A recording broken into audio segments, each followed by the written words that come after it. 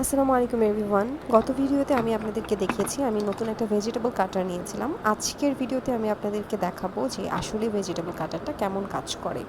আমি মোস্টলি এটা নিয়েছিলাম পেঁয়াজ কাটার জন্য। সো আমি আজকে পেঁয়াজ চপ করে দেখবো আসলে কেমন কাজ করে ভেজিটেবল কাটারটা।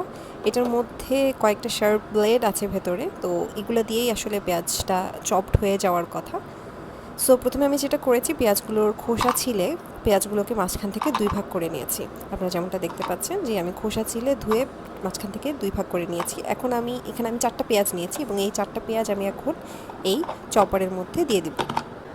এরপর চপারের ঢাকনার সাথে যেই স্ট্রিংটা লাগানো আছে আপনারা দেখতে পাচ্ছেন, এই স্ট্রিংটা ধরে বেশ কয়েকটা টান দিতে হবে এবং কয়েকবার এটা ধরে টান দেওয়ার পরেই দেখবেন যে ভেতরে অনিয়নগুলা চপড হয়ে গেছে এবং আমি আপনাদেরকে দেখাচ্ছি যে বেশ ভালোই চপড হয়েছে, বেশ ভালোই মিহি হয়েছে। আমি হাত দিয়ে যদি করতে যেতাম তাহলে আমার মনে হয় না আমি আসলে এত তাড়াতাড়ি এত ভালো করে পেঁয়াজগুলো কাটতে পারতাম। So I think it was a good purchase. Thank you all.